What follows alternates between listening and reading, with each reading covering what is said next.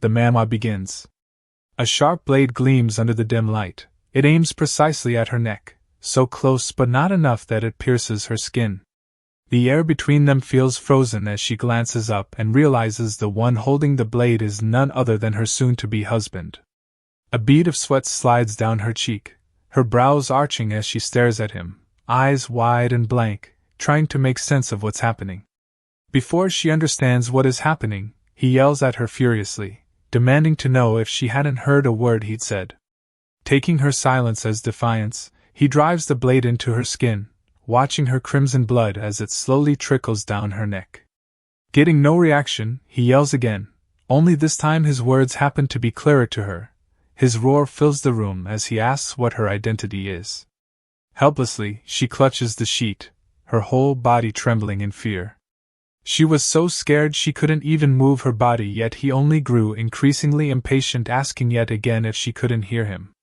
Again, she simply stared at him, her expression vacant, eyes wide, only this time a series of questions floods her mind. Like who that man was, why he had a sword, or what she'd even done to him. However, everything changes once a chilling thought strikes her. How about her? She didn't even know who she was. Her eyelids grow heavy, her vision blurring as unfamiliar images flood her mind in a dizzying rush. Her story begins the moment she's born, side by side with her twin sister. Her mother lets out a scream of horror at the sight of her, staring in disbelief. Her husband rushes in, panic written across his face, asking if the babies are all right. The maid hesitates, then explains that the babies are actually fine, it's just. He relaxes slightly, pride swelling in his chest as he steps forward, certain the children will be lovely. But the moment his eyes fall on her, his expression twists. She is born with black hair, a mark seen in that household as a curse, a dark omen. Her mother shudders, calling it unsettling, demanding it be removed immediately. However, just as the maid turns to obey, her husband suddenly stops her. His lips curled into a smirk as he suggested that if they were going to get rid of it anyway, it'll be better to make good use of it before doing so. The maid from earlier stands in silence, unsure what he meant. After all, it's their own child. So, she grows up surrounded by hostility, forced to kneel on the floor cleaning, while everyone in the household torments her. One day, as she scrubs, a whole bucket of water is poured over her, a cold shock instantly washes over her, and her clothes quickly get soaked. She turns to see two maids laughing cruelly, pointing out how she's now drenched in filth, mocking that the filth is a perfect match for her black hair. While she endured their torment in silence, her sister lived a life of ease, rushing to their parents with a carefully wrapped gift in hand. They dote on her, fussing over her, warning her not to run because it's dangerous. She thanks them politely, assuring them she's fine, but as she watches their happy trio, a sharp twist of pain coils in her chest. The discrimination was obvious, so what was wrong if she had black hair? But that did matter to everyone. Her parents would hit her and call her a useless brat if her sister got as little as a scratch, and insist she should have been the one getting injured, not their precious golden child. Her sister watched with a smirk while she got scolded, a sick smile on her lips as she confirmed that she was truly trash. Naturally, when their parents received the news that their golden child was to be sent to the cold, ruthless emperor as queen, it was only expected that they asked her to go in her twin sister's place. Her sister confirmed it casually, revealing that an emissary had arrived from the palace seeking her as the new queen. She sipped her tea gently, urging her to at least feel grateful. After all, thanks to her, she could finally enjoy a life of luxury at the imperial palace. Her father added his voice, reminding her that with this arrangement, their entire family would be safe. Her mother, however, was more pragmatic, telling her to make herself useful by taking Aria's place. With no choice, she agreed, pointing out the obvious differences. They had different eye colors and hair. Her father, smiling, stretched a small box toward her and asked her to put on the ring inside and look into the mirror. Without hesitation, she slipped the ring onto her finger. The moment it settled, her black hair transformed instantly into a shimmering blonde. Her mother and sister froze, shocked at the sudden change. She stared at her reflection, unable to believe her own eyes, as her father's smile widened. He explained that it had been crafted by a skilled worker, designed to make her appear exactly like Aria. Curious to test the ring's true power, she slipped it off her finger, and in an instant, her black hair returned, her reflection reverting to her original self. Her father's voice cut through the silence, sharp and commanding. He told her she must wear the ring at all times. His gaze hardened, warning her not to let anyone discover that she was not who she appeared to be. She nodded, swallowing her unease, and agreed without hesitation. Now in the present, the Emperor's furious voice pulls her out of her thoughts. She could finally understand the situation. Although she couldn't explain why, but for some reason, she had become Aria from the novel she was reading, and of all times, she'd taken over her body during the opening scene of the novel. That very shocking scene. On the night of her wedding, Aria gets discovered that she's just a replacement, and gets executed. Outside her thoughts, the Emperor warns that if she remains silent, he'll deem her as a traitor and take her life on the spot. She doesn't utter a single word. Interpreting her silence as a choice, he raises his sword, the blade gleaming as it arcs toward her neck. Just as the tip is about to strike, a loud voice cuts through the air, shouting, "Please wait!" Without a moment's hesitation, she slipped off the ring, letting her true self shine through. Her black hair framed her face as she revealed her true identity, Aria Bertrand. He froze, stunned, but she didn't stop there. Calmly, she added that she had come to marry him in her twin sister's place. He remained rooted to the spot, a single thought echoing in his mind as he stared at her in a daze. That black hair is. Silence falls between them, heavy and suffocating, and instinctively, she presses her eyes shut, bracing for the inevitable, her end. However, just as her heart raced, every beat echoing in her ears, a calm, simple voice cut through the air with a simple, "I see." He lowers his swords the next minute, and unexpectedly, he reaches out, taking a portion of her hair into his hand as he leaned in closer. His gaze is sharp, hostile, and she can only stare back in shock. Without a word, he drops the hair and turns away, saying he would send someone in the morning to tend to her wounds. At the door, he pauses, turning his head just once as he adds lastly that they'll talk tomorrow. Once his footsteps fade from hearing, relief washes over her. She sank back onto the bed, the cut on her neck stung, but she was grateful. At least for now, she had escaped danger. As her eyelids grow heavy, she murmurs silently to herself, "If this is a dream, by tomorrow I'll be back in reality." It wasn't until the warm rays of early morning sunlight touched her skin that she realized it hadn't been a dream at all. Aria's fate had indeed become her reality. She rises and walks to the mirror, her reflection confirming what she had already feared. She was truly Aria. Collapsing into a chair, a long sigh escapes her lips, but then something catches her eye from the corner of the mirror. It was unmistakable, the coat of arms of the Kingdom of Blanchard. Her mind races, she knew it from the novel, yet she couldn't stop herself from questioning how, or why, she had ended up in this world at all. A sudden thought strikes her, sharp and chilling. She folds down instinctively, her voice trembling as she asks aloud if it could be that she had really died.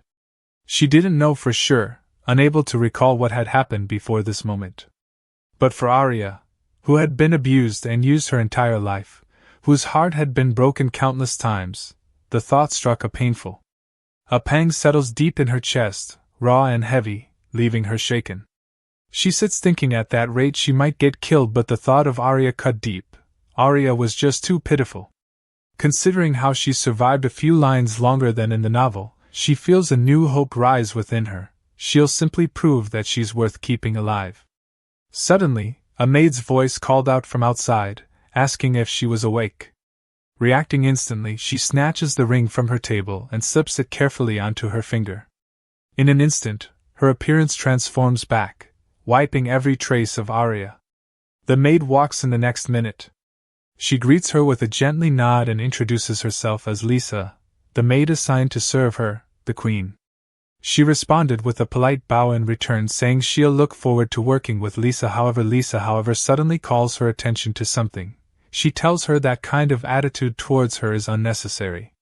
She forces a laugh to ease the awkward situation, as she reassures her that she understands. Without wasting time, the maid gets to the order of the day. As she attends to her, she reveals that once she's finished with her breakfast, she'll escort her to the Emperor's office. Fear gripped her, but she forced herself to respond, saying she was okay. Her mind immediately went to the Emperor's words. He had said he would hear her out today. She clenches the fabric of her gown. As she tries to comfort herself, she only needed to pull herself together, not just for Aria, but also for herself. To survive. Once she finished with her lunch, she followed carefully behind Lisa. She couldn't deny that she was scared. The thought of having a sword pointed towards her again lingered, but if she simply stopped there, she'd never be happy. One cold command comes in response: let her in. She steps inside, and he regards her with a single, measured glance as if acknowledging her. You've come. Aria Bertrand. He wastes no time and immediately orders her to tell him everything she knows without leaving a single word. The first thing she notices is his gaze, cold, piercing, sharp enough to make her feel as though he could strike her down instantly. Facing him like this, a wave of unease crashes over her. A thought flickers through her mind: if she tells him everything honestly, will he even let her live? There is no guarantee. Before she can say anything, he speaks again. His expression bears that of annoyance, as he demands to know how long she intended to remain silent.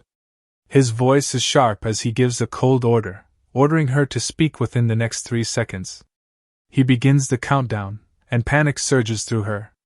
She hurries to speak, trembling all over, telling herself she has to pull herself together. After all, she is now Aria. Looking at the Emperor in front of her, she realizes lies or excuses won't work on him, and as for Aria, she has no desire to remember any of her memories. But for her life, she had to speak honestly. She raises her head the next minute, and after gathering all her courage, she agrees to tell him everything she knows. The Emperor crosses his legs with an unreadable expression while she is seated across from him, explaining how she was born as one of the twin daughters of the Marquis Bertrand household, but not a single person celebrated or rejoiced in her birth. She accepted her fate and always did the chores assigned to her, but once her mother came across her purely by coincidence in the hallway, she interrogated her, demanding to know why she was there. Her father then pushed her down, reminding her never to show her detestable black hair. He struck her continuously, his voice rising each time as he asked how many times he had to tell her that simple thing. Her twin sister would also torment her. Once she'd brought a pair of scissors and suggested she cut her hair short instead, suggesting perhaps blonde hair might grow in. She endured the entire humiliation without uttering a single word in protest. However, her suffering didn't just end there. As if that wasn't enough, the maids also joined in on her misery. Once she carried a basket filled with newly done laundry outside to spread, but once a maid noticed, she stepped forward and deliberately tripped her, and once she was on the floor she faked empathy and called it dreadful, adding that she'll have to start again. From a young age she was abused, her heart was shut away, and she lived like a doll because no matter how much she cried that she hated it and begged them to stop, nothing ever changed. Until her parents suddenly got the letter that Iris, their golden child, was to be a candidate for queen. Her father handed her mother the letter, saying it had been officially decided. Her mother was thrown in distress, bringing up the rumors about how the emperor was a ruthless tyrant, and asked what they were supposed to do. Her father stood his ground, insisting that it was a request from the imperial palace, and for the sake of their household they couldn't refuse. But her mother protested, yelling that she simply couldn't bear the thought that her precious daughter might become unhappy. A smirk appeared on her father's lips the next minute, as he said no. A hand supported his jaw as he suggested that if they used that thing, perhaps things might proceed in their favor. Just like that, she was called before her parents, and her father, who asked her to rejoice, as he had a job for her. In the present she finishes her story, but the emperor simply stares back at her, silent, his expression unreadable as he seems lost in thought. Her mind also wanders off as she cautiously considers. What House Bertrand is doing amounts to disrespect towards the royal house, doesn't it? Refusing to send their own daughter off to marry because they cherished her, she wonders if that was really the only reason. She thinks it should have been written in the novel, but she just couldn't remember. On the other hand, the Emperor finally speaks. He tells her he now understands her situation, that she is a substitute. Hearing his words, she feels the initial fear she had fade and be replaced by relief.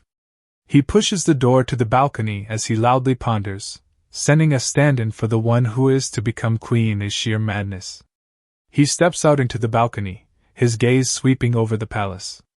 He ponders silently on everything, the house of Bertrand and their twin daughters. He turns his head to the side, staring at her who sits patiently there, then he walks back inside. As he walks, he remarks that it is only natural to assume that there is some sort of scheme at work. He reaches for her face suddenly, and before she can even say anything, he suddenly grabs her chin. Then his voice comes, "Aria Bertrand. Your true identity must be a secret from everyone but me." A simple "le" leaves her lips in shock as she wonders what he meant, if he wanted to see how the Bertrand family would react. Then the next minute she agrees to comply, saying she understands. But that isn't all. He leans forward, his voice dropping dangerously low, as he notes, "And one more thing.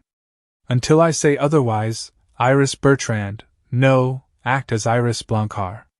She gives him a firm response, she understands. As he rises slowly, he continues speaking, saying, "Even if she's merely a substitute, are you capable of conducting yourself properly as a queen?" She turns her head immediately, hesitant about that.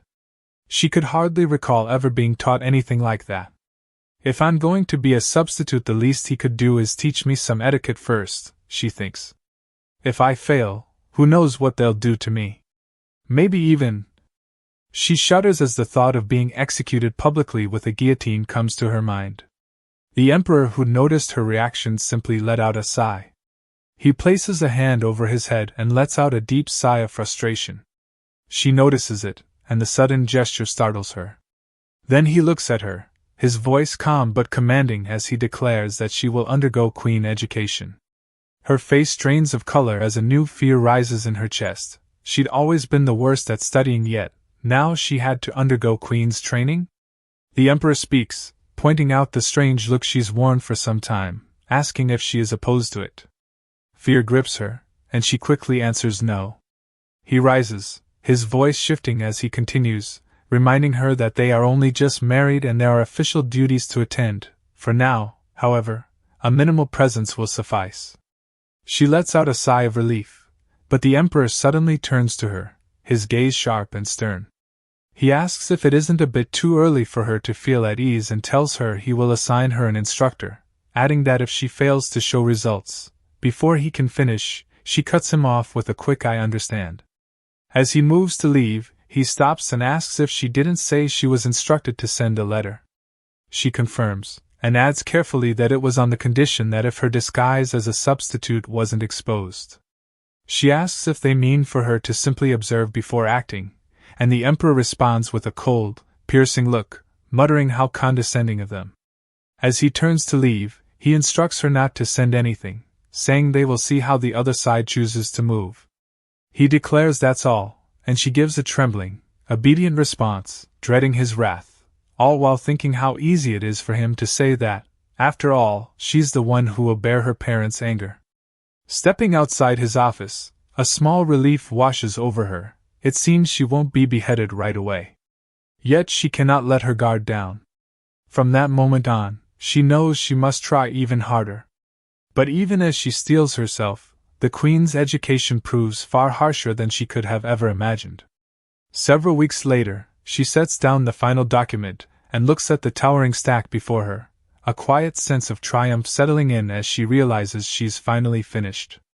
She exhales slowly, her head still spinning from the weight of it all. Official duties have begun piling up alongside her lessons, leaving her barely any room to breathe.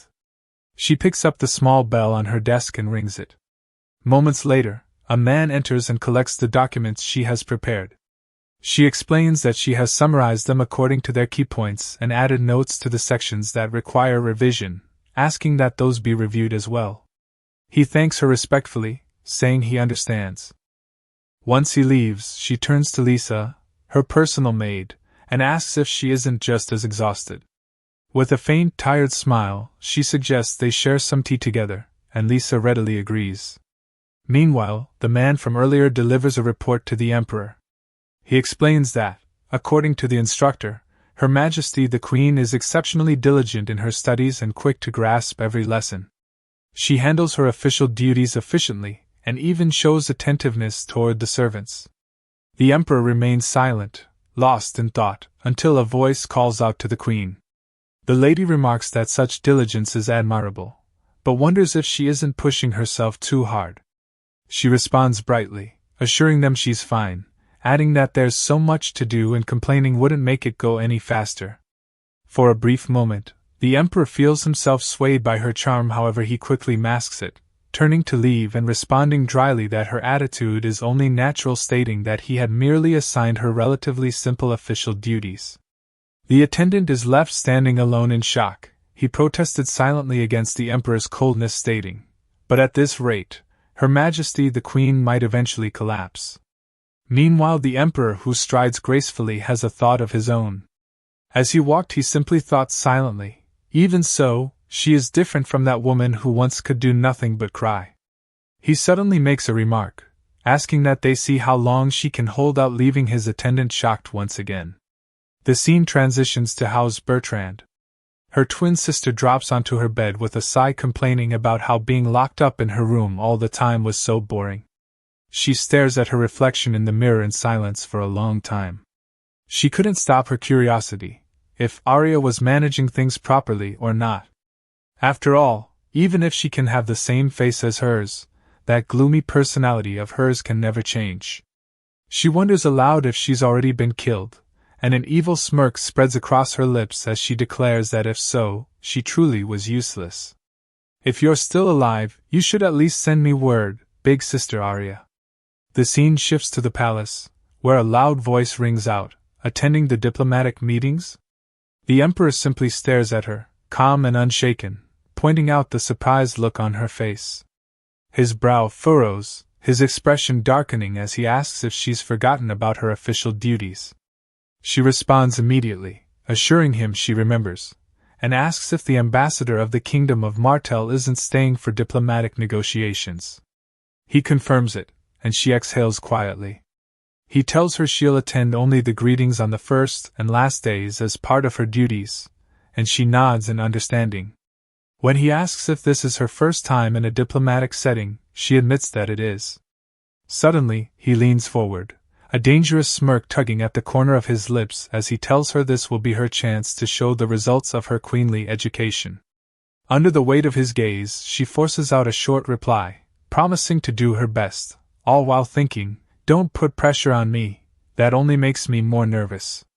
He suddenly mentions that he's been hearing rumors, and teased her lightly, saying, "As expected of the highly honored Bertrand family's only daughter." She offers a polite smile, replying that she's honored by his praise. He informs her that is all he had to say, and she bows low in response before turning away. As she walks, a thought strikes her. She suddenly remembers the Kingdom of Martel appearing in the novel. The Kingdom of Martel, though a small nation, it is one of the leading producers of iron. Its smelting technology has advanced remarkably. It exports armor and weapons made of steel. She couldn't exactly recall properly, but she could faintly recall it being an important country. She suddenly turns around, calling out to the Emperor, who immediately looks up from the document he's been reading. She asks if it would be too much trouble for her to attend the meeting with the ambassador as well. A soft "oh" escapes his lips as he asks for her reason. She explains that the Kingdom of Martel is an important ally nation, and if it is their ambassador, they are practically a state guest, and reveals she would very much like to hear their words and help deepen the ties between their nations. The Emperor stares at her in silence, and she falters, worried she might have said too much when he finally speaks, saying he'll have a seat prepared for her as well. Her spirits lift immediately, and she thanks him before taking her leave. Once she leaves, the Emperor's gaze drops, eyes narrowing slightly as a thought runs quietly through his mind, the room heavy with unspoken words. He considers how it was true they have an alliance with the Kingdom of Martel, but it's not as though it has deep ties with Blancard. Its territory and economic scale are small, making it hard to call it a high-priority nation, but... The scene shifts to the attendant standing with a stack of documents. At that moment, Lisa enters, carrying tea for her. She accepts it gratefully, and after a sip, a smile spreads across her face. It's sweet, delicious. Lisa explains she added a little extra sugar, noticing how tired she looked. In her mind, she silently praises Lisa, calling her an angel, so different from a certain someone. She quickly shakes off the thought, reasoning that even if that certain someone made her tea, she wouldn't have the courage to drink it anyway. Out loud, she thanks Lisa warmly. She admits that, though exhausting, the work is fun. Lisa is surprised, prompting her to explain further. Doing this job allows her to hear the voices of the people up close. She adds with a bright smile that it makes her happy, like she's being useful. Lisa is quietly moved by her words, touched by her kindness. She tells Lisa she'll give it one more push, while Lisa cautions her not to overdo it. But then her eyes catch something. Looking at the document in front of her, a memory sparks. She's just recalled something. In the latter half of the novel, a coup d'état breaks out in Blancard. The key to the war preparations lies in the refining technology of the Kingdom of Martel. She sits, expression unreadable, frustrated that she can't recall the full details of the coup. She tries to remember exactly who in the Blanche family caused it, thinking there must have been other characters involved, but the answers elude her completely. She can at least remember why she got the novel in the first place. The cover had caught her eye, but the story itself doesn't suit her taste. The one thing that sticks in her memory, though, is the opening scene, Aria's death, right at the beginning.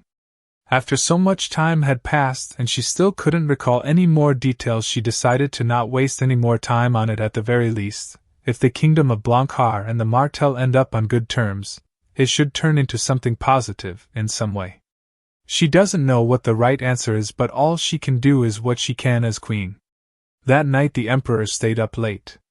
His conversation with Aria kept replaying in his mind. Particularly, the way she'd spoken still bothered him. He considered how the possibility that she is complicit in the Bertrand family's scheme couldn't be ruled out yet, and wondered if he should cancel her attendance at the meeting. His answer was quick no, he could deal with it however it turned out. He raises his glass, a scoff escaping his lips as he thinks, if she shows any suspicious movement, then at that time. The scene transitions to the day of greeting. The Emperor holds up a document reading out the details listed in it, and asks afterwards if what he's requesting is their nation's technical cooperation in magical tool production in exchange for Martel's iron refining technology. The ambassador representing the Kingdom of Martel responds almost instantly, agreeing it was just like he'd said. He explains that with Blanchard's cooperation, they can achieve even higher quality steel refinement. He adds that they also take pride in their nation's high level of processing technology for weapons and armor, and says that if they joined hands with a country as technologically advanced as the Blancard, it would surely benefit the both of them. The Emperor, on the other hand, simply stared at the document in his hand with a neutral look on his face before suddenly throwing it back onto the table. He asks if then his country intends to sell the high-quality products produced to other nations as well. The ambassador responds with a forced chuckle, saying that it was their nation's leading industry after all, not expecting the Emperor's next move. The Emperor with perfect composure tells him he's like a mirror, shifting his expression to match whoever stands before him. However, he only responded that the mirror reflected the truth and asked, if the image appears distorted in his eyes, might it not be the true form of the one being reflected? A thick silence hangs between them, their eyes locked, exchanging hostile glances as if each were silently fighting for power. Then the Emperor suddenly gets up, and mentions that iron was heavy and difficult to handle, however when struck it changes shape. The King of Martel trembles, frozen with fear under the threat of the blade. Sensing the situation was getting out of control, she darts forward, grabbing his arm to stop him.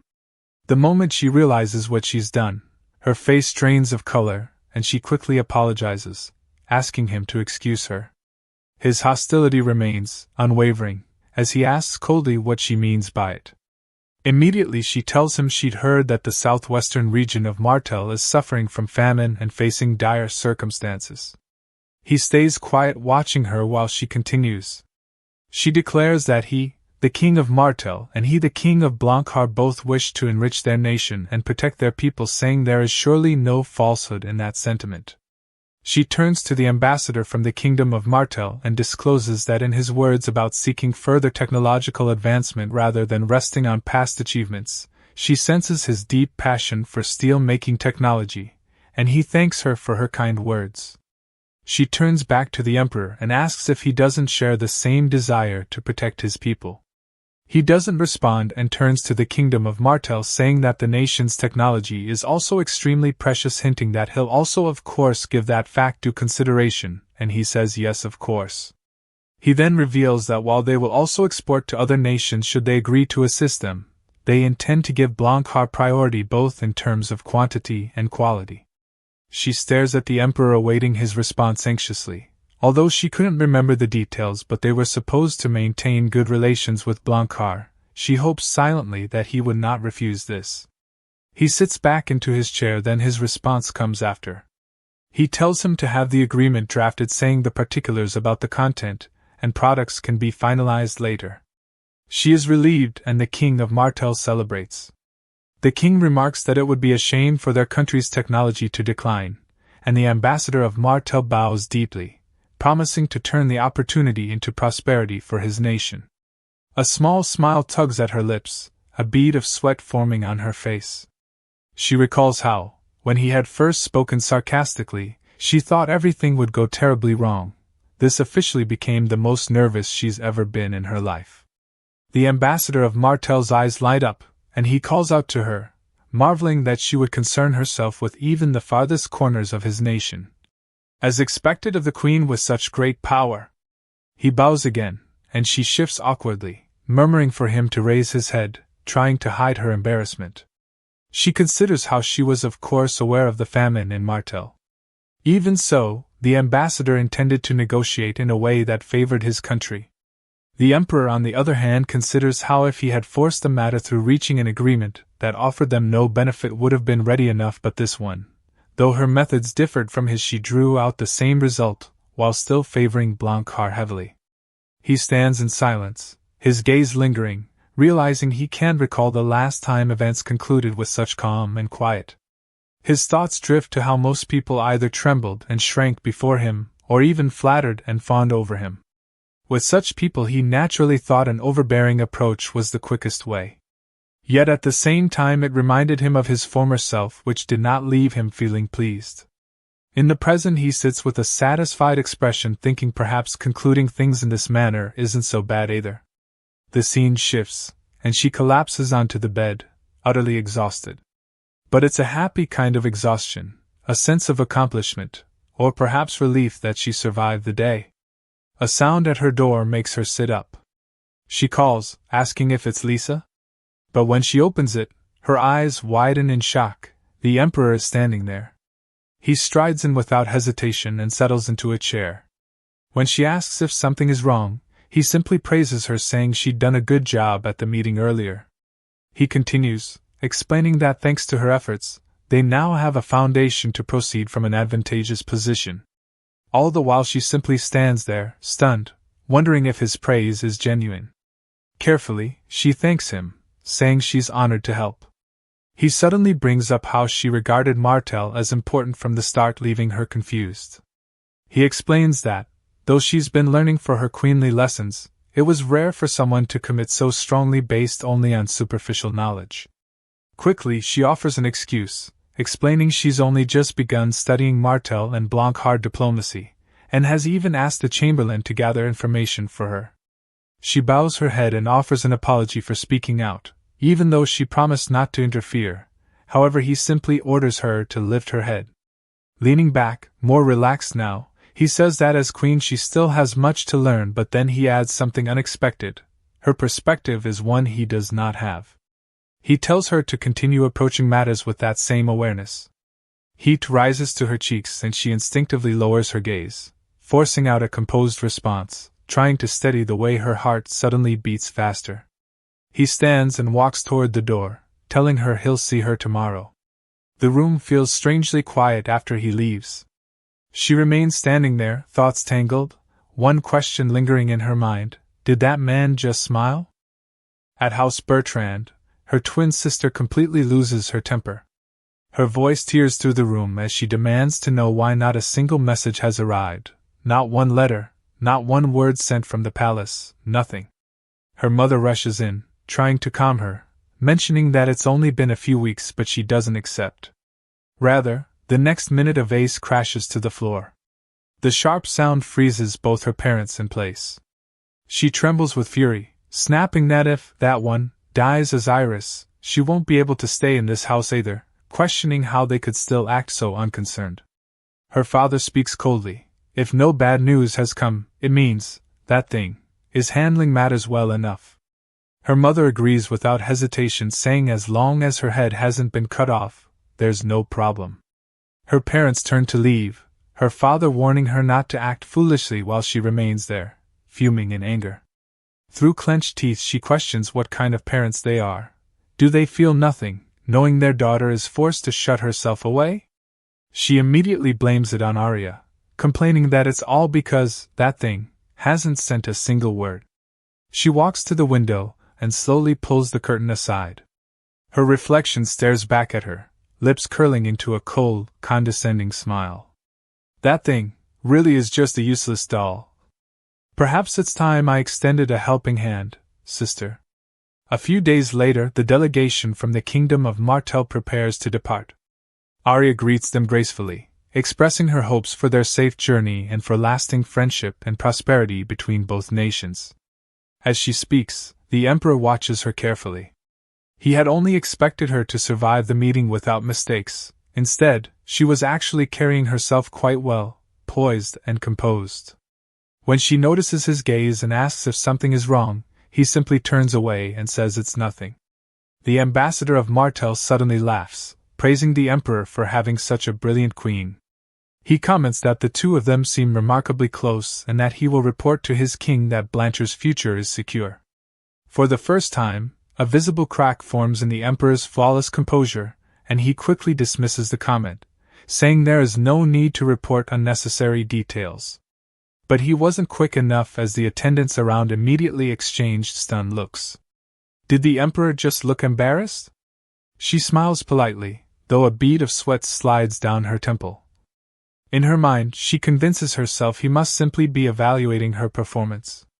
Surely, that was all it was.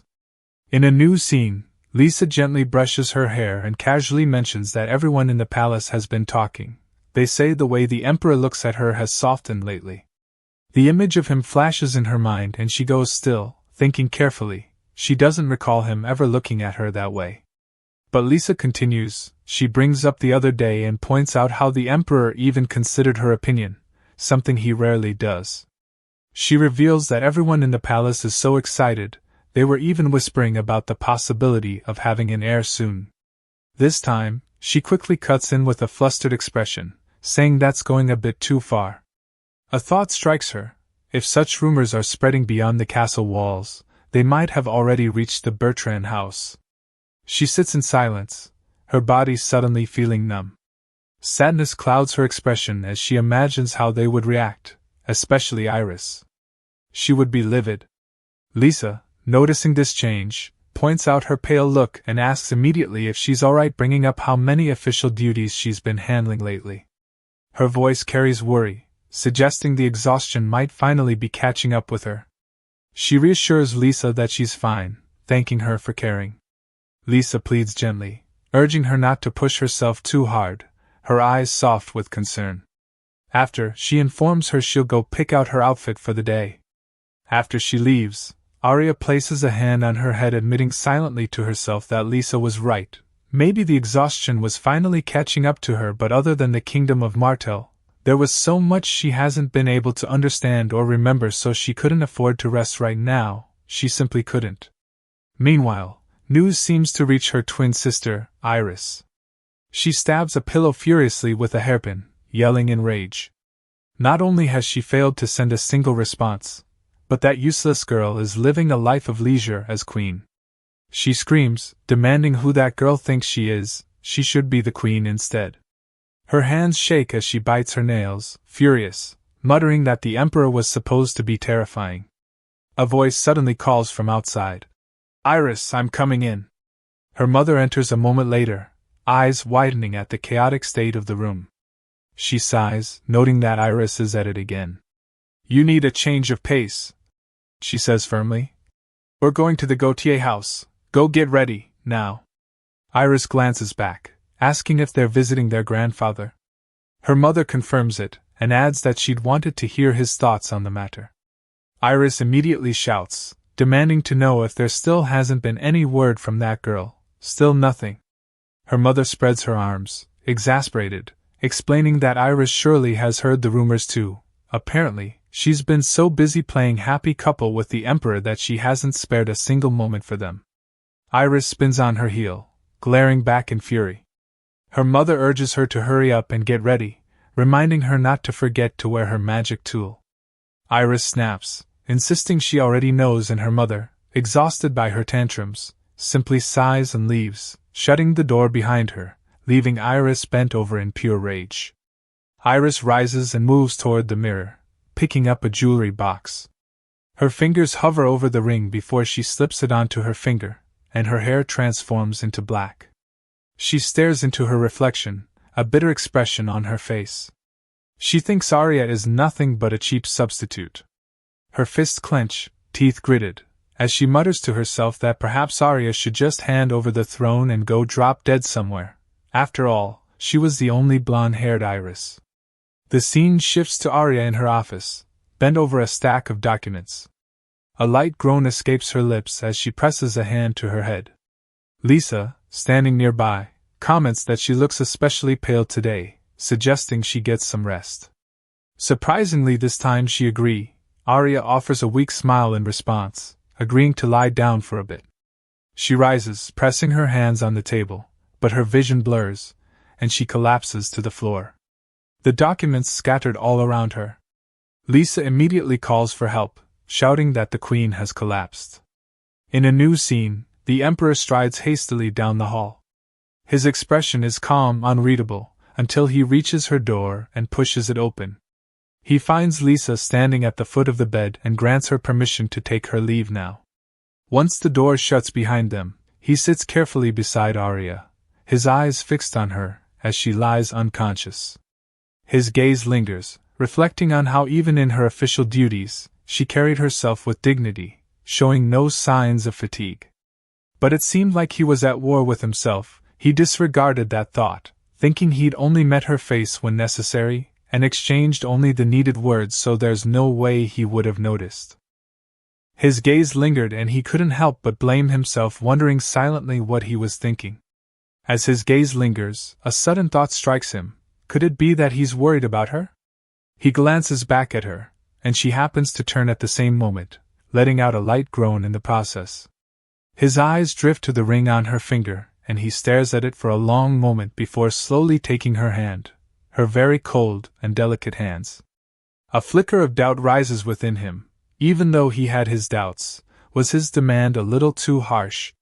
He still remains holding her hand, and somehow, in her sleep, she feels warmth where there should be none.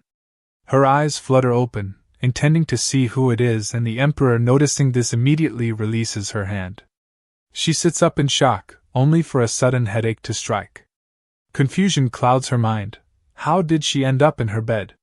Why did her hand feel warm just moments ago? She looks at him and asks why she's there. He shifts his gaze away, calm but unreadable, and replies that she collapsed from overwork. She mutters the word, overwork, barely audible, then quickly apologizes, admitting she's caused trouble. He simply says it's fine. Relieved, she lets it go and gathers her courage to ask something.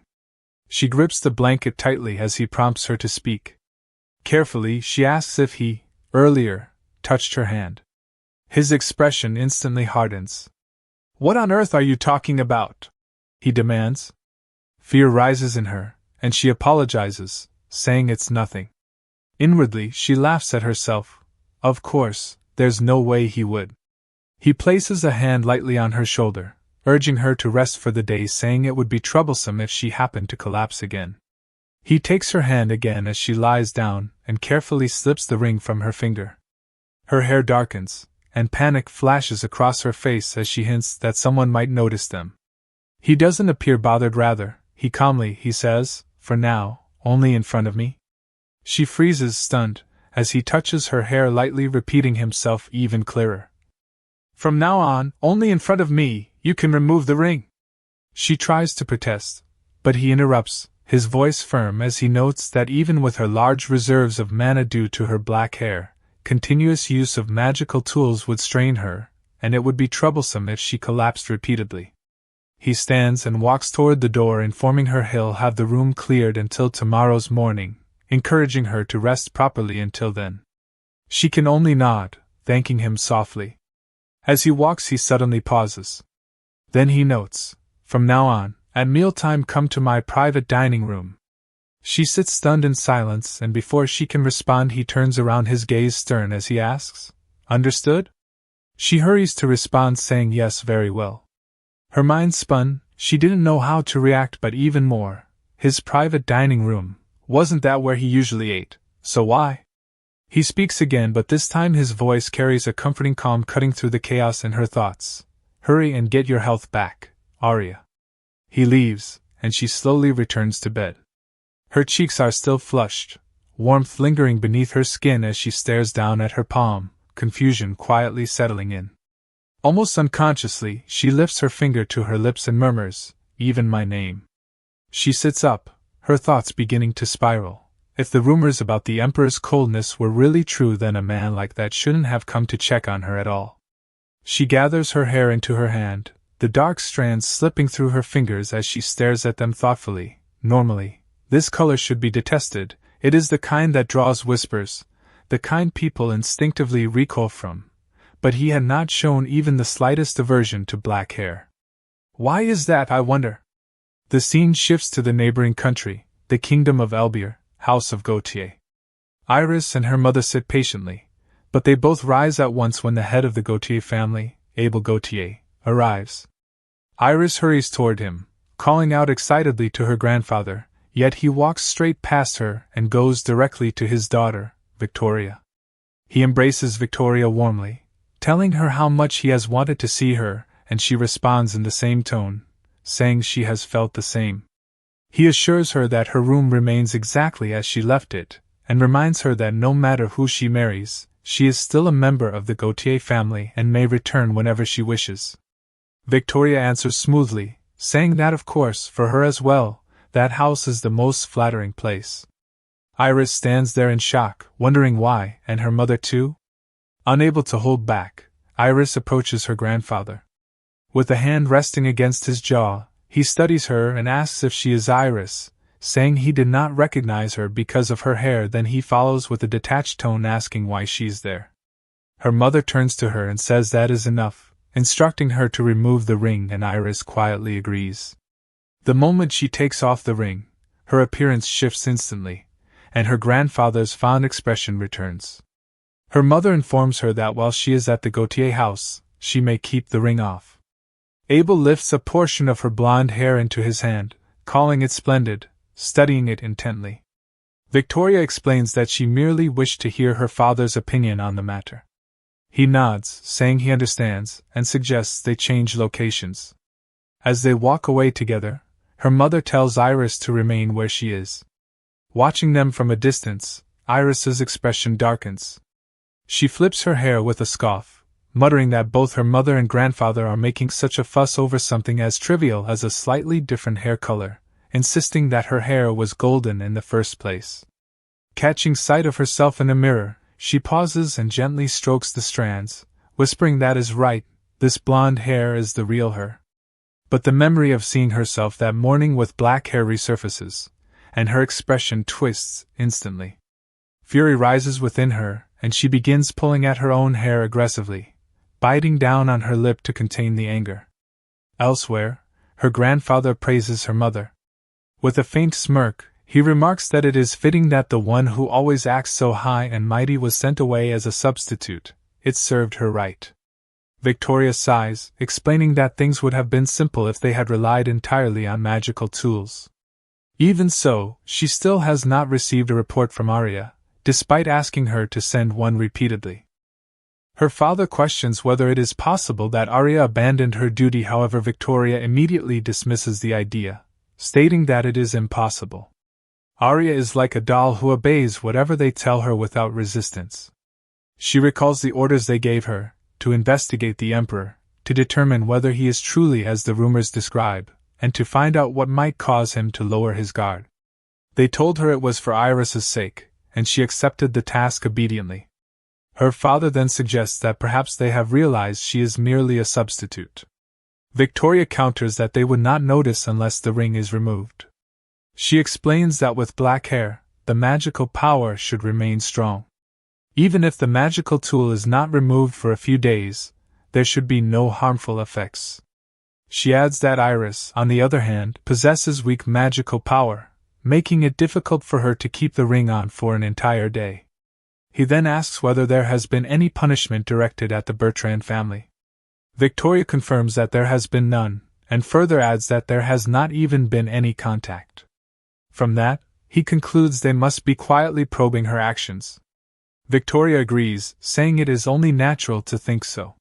She adds that even the decision to prioritize trade with the Martel Kingdom, which they have been carefully monitoring, is irritating enough. Her father grits his teeth, muttering that wretch, condemning such brazen behavior for daring to mock his daughter. Sensing his rising anger, Victoria calls out to him, attempting to calm him. He exhales slowly before mentioning that news of the King and Queen of Blancard being close has reached Elbir as well.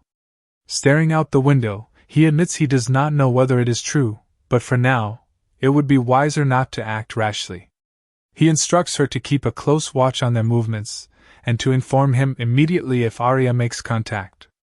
A thin, unsettling smile spreads across his face as he remarks that whether Iris and Aria switch places or not, the situation presents an opportunity. Victoria watches him in silence until he speaks again. He tells her that although the circumstances are regrettable, she should return to Blancard and refrain from coming back for a while. He also instructs her to keep Iris obedient, adding that if she refuses to listen, confining her is acceptable. Victoria answers with a calm, "Yes, father." In a new scene, Iris finally snaps. She demands to know what is going on, pointing out that the moment she returns, she is told to go back to her room. She tells her mother it is awful, her voice rising as she shouts that even her father did not come to see his own daughter. She questions why she has to feel so confined, insisting that it is all because of that one. Suddenly, she stops. A slow smile spreads across her lips as she says she has thought of a good idea. Moving gracefully toward the window, she pulls the curtains apart and pushes it open. A bright smile forms on her face as she murmurs for her sister to look forward to it. Meanwhile, in the royal palace, Aria sits stiffly, her thoughts tangled as she reflects on the situation. Her gaze shifts toward the Emperor, who sits across from her as though nothing at all is unusual, and she cannot help but wonder what exactly is going on. She recalls how he declared that from now on, they would share their meals in his private dining room.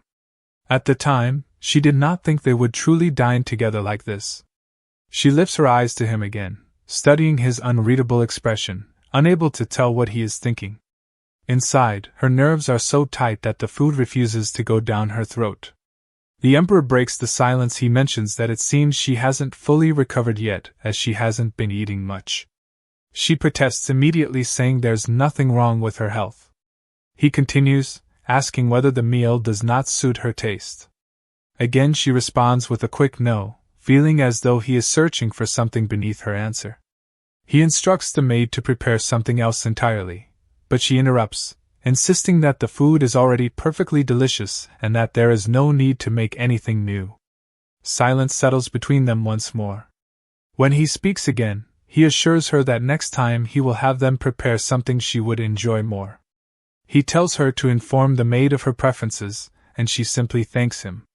Though her eyes remained on him, still unable to read his intentions. A thought slips into her mind. Could it be that he is actually worried about her? She remembers how he came to see her when she was unwell the other day. Later, inside her room, she mutters that she has been tense since morning, and now the fatigue is crashing down on her all at once. A knock sounds at the door, and she quickly moves to open it.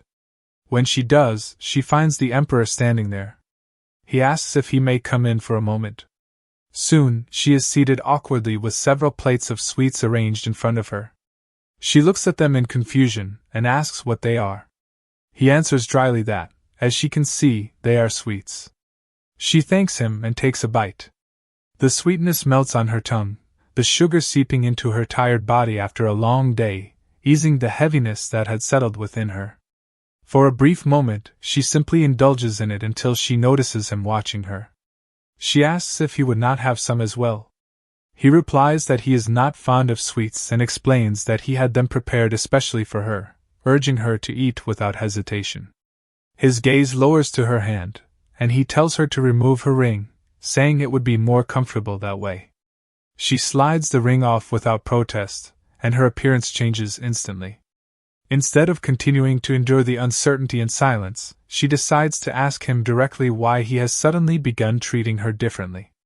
She begins by thanking him for his consideration, then gently asks why the change.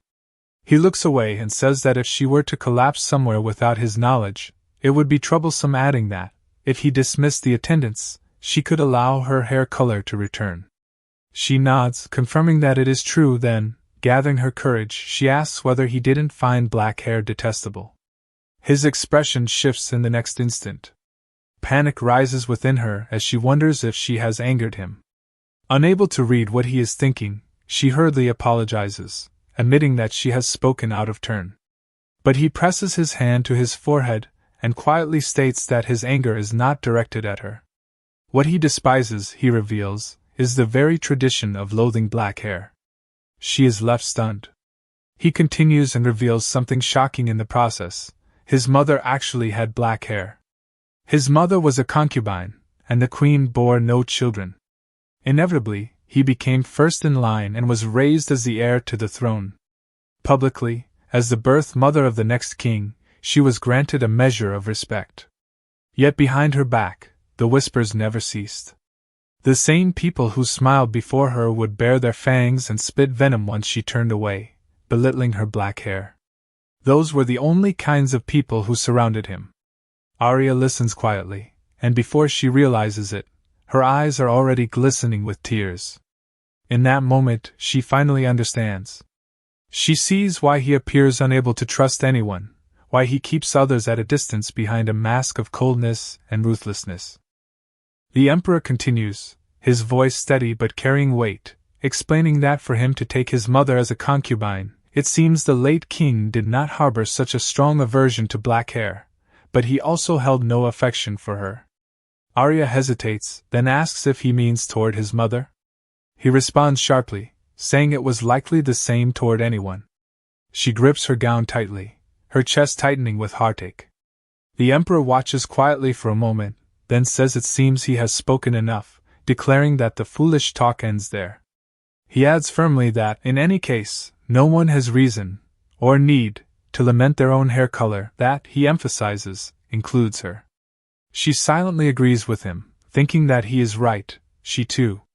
Her mind drifts to the countless times she was judged and whispered about for something beyond her control. Looking at him now, she feels her heart ache, wondering if he suffered in the same way as well. The Emperor rises, announcing that he will be taking his leave. She watches him in silence, her thoughts still tangled. Before stepping away, he glances back at her and teases lightly, telling her she should smooth out the crease between her brows before going to sleep.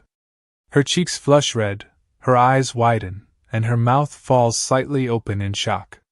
Later, the Emperor's assistant approaches, noting that it is nearly time for that year's visit to Vanier and asking when it should be scheduled. The Emperor asks if it is already that time, and after a brief pause, he instructs him to schedule it for 3 weeks from now. The assistant nods, then hesitates before asking if the Queen will be accompanying him. The Emperor pauses, Aria's image crossing his mind. After a moment, he responds quietly, revealing he will go alone. In a new scene, they sit together for a meal when she suddenly blurts out, "A trip to Vanier?" He confirms it, and adds that he will be leaving in 3 weeks. She asks if she need not accompany him, and he responds that it is an annual ritual, and he will be fine alone. Her gaze drops, a quiet sadness washing over her, as she realizes it will be the first time the Emperor will not be present in the palace. He notices her expression and reassures her, explaining that the trip will probably last no more than 10 days. He adds that he will issue instructions to ensure she has no difficulties during that time, and if she wishes to be alone, she need only send people away. She nods and thanks him sincerely. Meanwhile, at the Bertrand house, Iris storms through the halls, fuming at how long her father and mother intend to keep her confined. She grits her teeth, recalling that they said she was allowed to step outside her room, but it meant nothing if she could not leave the house. Pausing by the door, she overhears a conversation inside. Her parents discuss the king's upcoming annual visit to Vanier. Her father mentions that it seems he will be going alone again this year, and her mother remarks that it is strange, questioning why Aria is not accompanying him.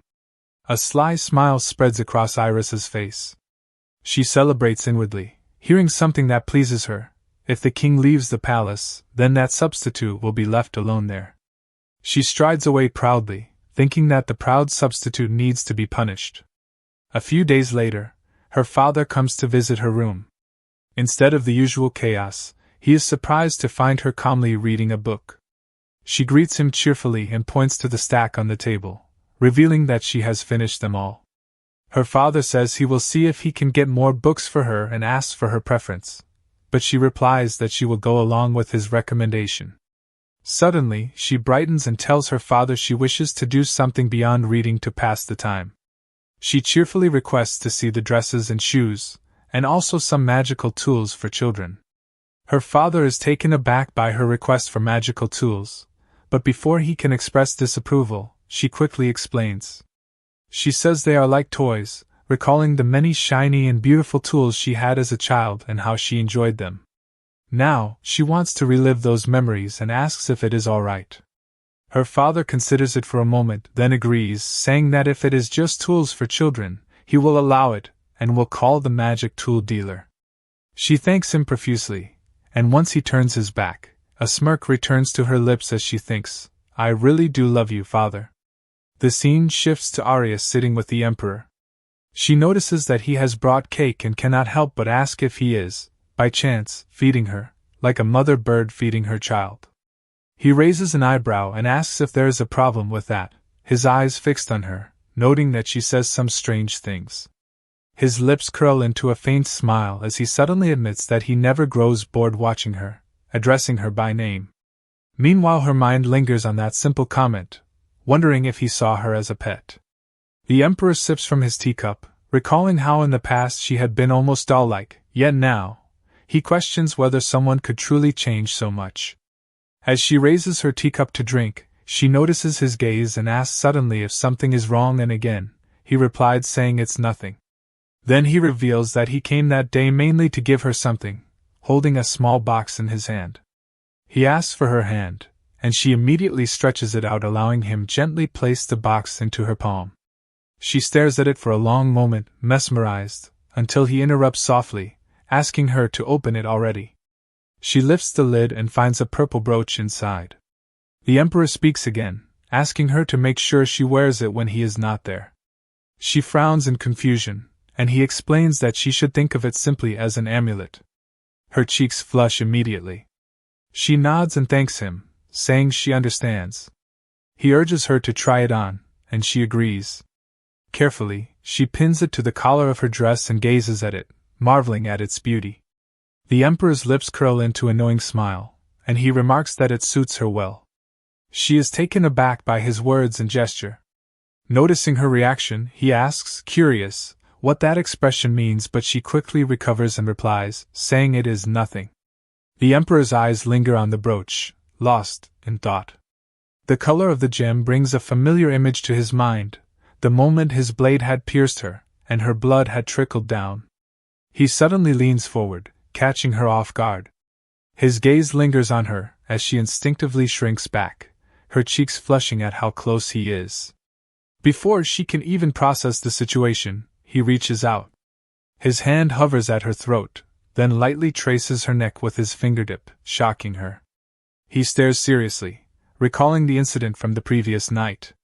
Her voice breaks as she murmurs, Perhaps sensing her tension, he speaks gently, noting that it seems the wound has healed. Then, he returns to his seat and tells her to rest well, saying he will be taking his leave now. She bids him goodbye, her mind still reeling from the sudden touch. Her fingers trace the brooch lightly. That was the first time anyone had ever given her a gift. In her previous life, she had been a troublesome child to all her relatives. Her parents had died in an accident when she was young, and from the moment she became aware, she had been shuffled between one relative's home to another. Arguments broke out over who would adopt her, each claiming they had their own responsibilities and could not take her in. In those gloomy days, she had immersed herself in books. Unrealistic fantasy novels allowed her to escape, if only for a while. She remembered that even as a mere spectator, turning the pages made her feel as if she had a place. Now, standing before the mirror, she realizes she and Aria are the same. She had no allies, no place of her own, and had been covering up that reality. Every few months she was sent to a new house, always alone. Her parents' marriage had been opposed, likely explaining the pressure she had endured. Outwardly, every household displayed pride in taking in a poor relative's child, praised by people who had no understanding of what it was like inside. The reality inside was, however, that indifferent would have been the better option. Reflecting on it all, she concludes that perhaps because they were so similar, she has truly become Aria. She slaps her cheeks, urging herself to wipe away the gloom and live as Aria from now on, for she has no choice. For herself, at least on this life, she was no longer merely a troublesome child. Rethinking every one of her actions over the previous days as Empress, she can't help but wonder quietly, as the Queen, I am at least useful, right? She clenches her fist, convincing herself it is enough. They must have felt she was worth keeping alive, even a little. Surely, she thinks, she would never have a sword pointed at her again. She reflects on how much her relationship with the Emperor has improved, and a soft smile graces her lips. About him, she admits to herself, she wants to know so much more. At the Bertrand Manor, Iris is shown the toys made for her. She takes her time deciding which to choose when her father pats her head, saying he will leave her alone to make her choice. As he turns, a sly smirk creeps across her face. She immediately approaches the magic tools dealer, demanding to know which is the most expensive. She tells him she will buy them all, provided he prepares what she wants. He hesitates, asking if her father is aware, but she insists he keep it secret. If he complies, she promises to favor him even more. A smile spreads across his face as he nods, asking what exactly she wants. Leaning forward, she whispers her desires into his ear. A few days later, he hands her a box. She collects it, her smile widening as she examines the contents. She thanks him warmly, declaring she will be counting on him from now on. She watches him leave from her window, then closes the curtain. Standing in the darkness with the box clutched in her hands, she declares with satisfaction, "Now everything is ready." Back at the palace, Aria looks up from her tea and mutters, obliviously, "The garden behind the palace?" Lisa confirms firmly, explaining that she has been busy with official duties lately and thought a change of pace would be good. She adds that the back garden is beautiful and reassures Aria that she will find it quite lovely. Aria stares outside the window. She admits that she might be right, adding how it's a beautiful day, and ponders aloud whether she should go. Lisa immediately smiles as she offers a suggestion. "In that case, Your Majesty, why don't you show her the way?" Their gasps fill the air immediately as they of them express shock at the same time. In the back garden, Aria stands mesmerized by the beauty around her. The Emperor asks if it is her first time seeing it up close. She admits she has glimpsed it from inside the palace, but this is her first time visiting that side. He nods and asks them to begin walking, extending his hand. She stares at him in silence, confused, leaving him hanging. His eyebrows furrow in mild annoyance, as he asks what happened to all the lessons she was taught. She hurriedly takes his hand, realizing it is the proper way to be escorted, though she wonders since when the Emperor was that kind of person. As they walk together, her gaze drifts to him involuntarily.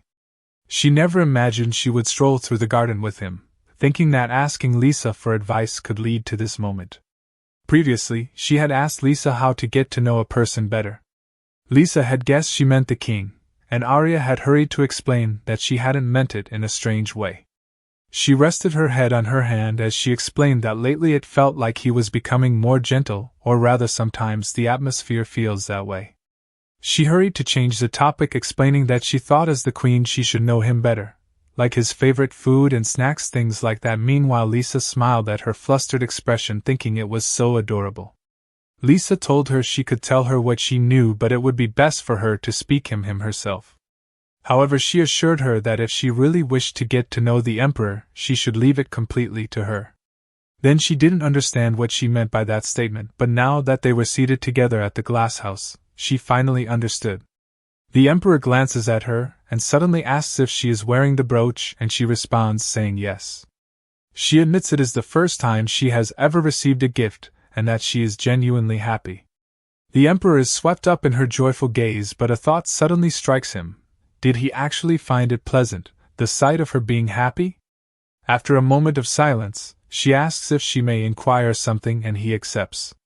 She timidly asks about his preferences, leaving him momentarily stunned. Flustered, she apologizes and rephrases her question, asking clearly what his favorite color is.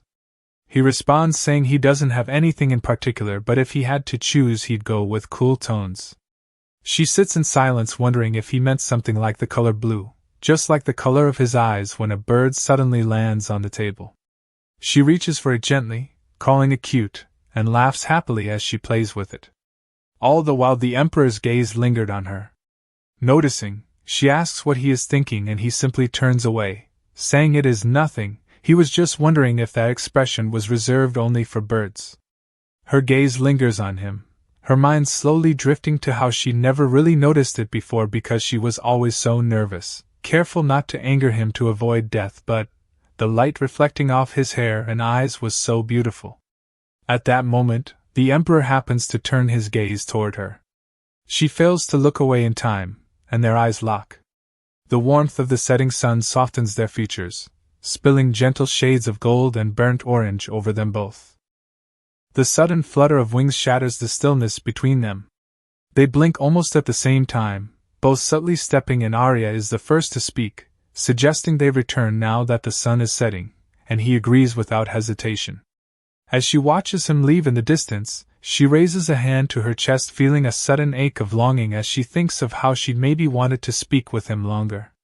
She calls out to him as he walks in the distance, and asks if he has time so they can talk like that in the garden like that again. He turns to look at her, then faces forward again, replying in a nonchalant tone that it can happen again if he feels like it. But as he walks ahead, a faint smile forms on his lips, one she never sees. A few days later, the time finally arrived for the king to depart for the kingdom of Vanye. The emperor looks back at her as he prepares the horse. She asks if the guards and attendants aren't awfully few to send him off, and he responds saying he doesn't like making a big show of things. After all, the fewer people he took along allowed him to move more freely. She gives him a simple smile, but when she turns to leave, she feels a shadow over her. The king's hand lands firmly on her shoulder. He leans close, his hot breath brushing her ear, and warns her that even though the royal palace is safe, there is also the matter of the Bertrands. Something could happen while I'm away, so stay on guard. She snaps out of her thoughts and responds with a firm understood. She thanks him for worrying and mentions that the Bertrand family is only a marquis's house, so even if they do something, she doubts it'll be serious. The emperor's reply is quiet but sharp. If that logic worked, she would never have ended up in the imperial palace. He says no more, turns away, but glances back once more. This time he tells her she can relax a little, but not too much that she gets carried away. He climbs onto his horse, telling her to send word if anything happens, and she responds with a sharp yes. Without the king there, the palace felt strangely huge. It was a little lonely too, but more than that. A smile appeared on her face as she celebrated how she finally has time to herself again. She doesn't have to be all tense and stiff. It was so relaxing. She wonders what to do with her free time. Lisa suddenly calls her. She asks how she'd liked the garden the other day. She turns to her and responds enthusiastically, saying it was so much fun and she'd gotten to talk with the king about so much things. Something suddenly comes to her mind and she pauses. She wonders if she can give the king something in return. She turns and walks to Lisa, then she reveals she wishes to thank the emperor for her brooch and asks her what she thinks she should give him. Lisa thinks aloud. She tells her she thinks the king would be happy with anything that comes from her. She then tells her he prefers simple things over flashy ornaments, and she thanks her, saying she'll think along those lines. She gets to thinking. She considers giving him something he could use every day. She recalls how he mentioned that he liked cool colors and wonders if she should embroider him a handkerchief. Lisa reveals that it makes her happy to see how close they are, and she responds admitting that at first the king seemed really scary though. She thinks back on when she's first met him. His gaze were cold, and the coldness matched his words that she thought he was a terrifying man. But now in the way the two of them talk, she can see the king's own kind of gentleness. She closes her eyes trying to think back on when the change has come.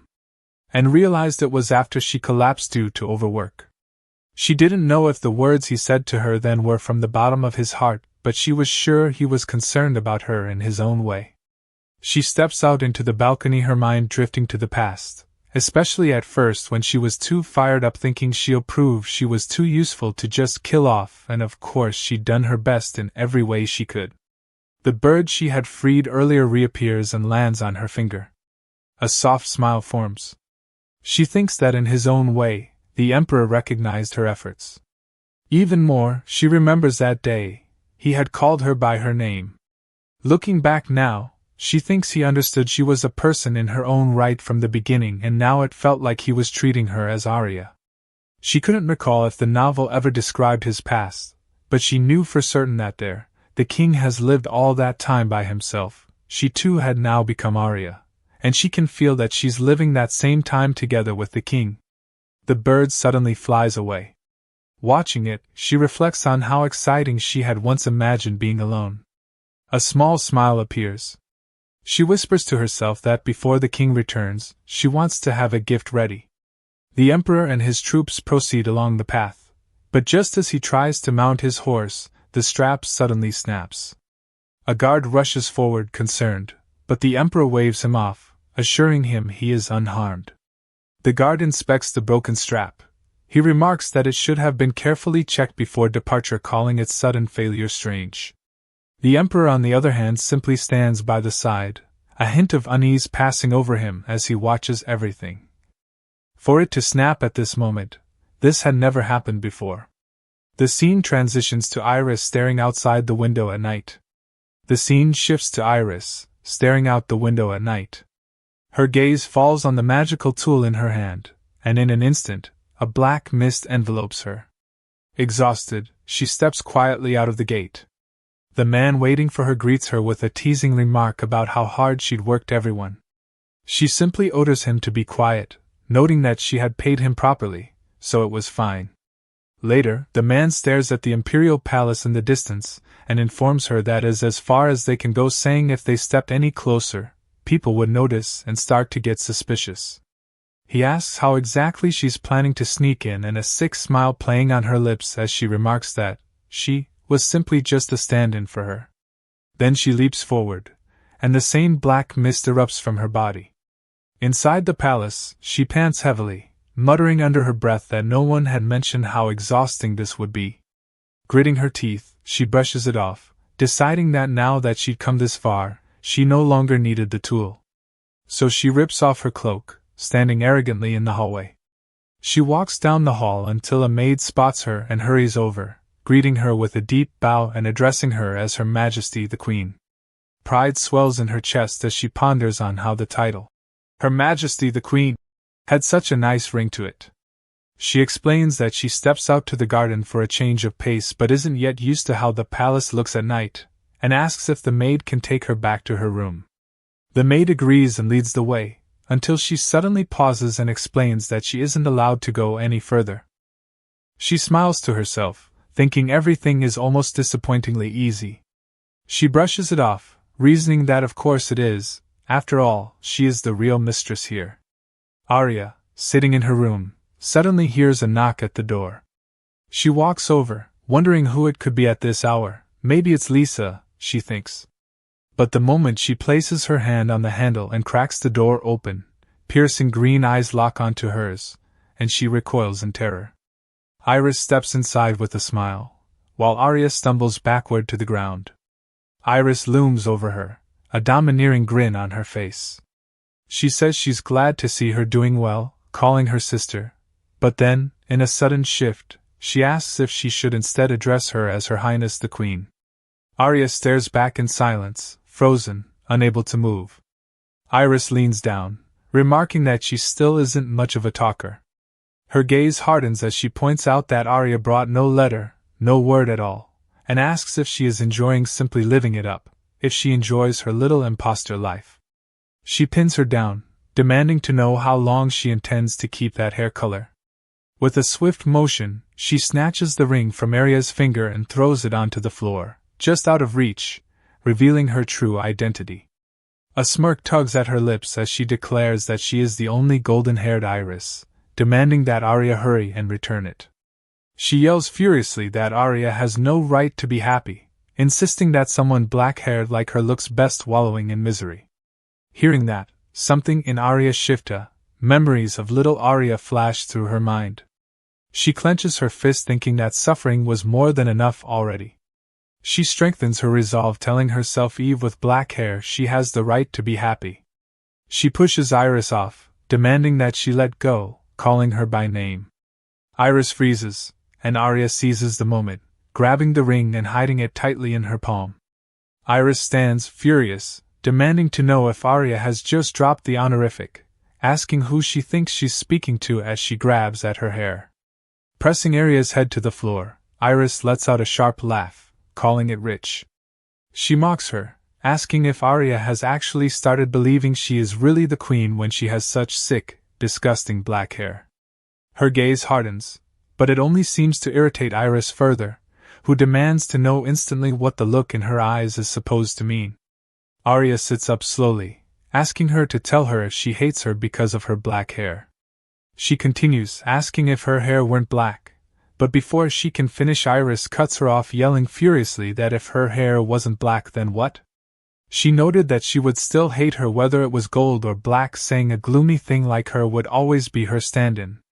Aria cuts her off, her eyes glinting with defiance as she notes, highly this time, even if she was a stand-in, she isn't a doll anymore.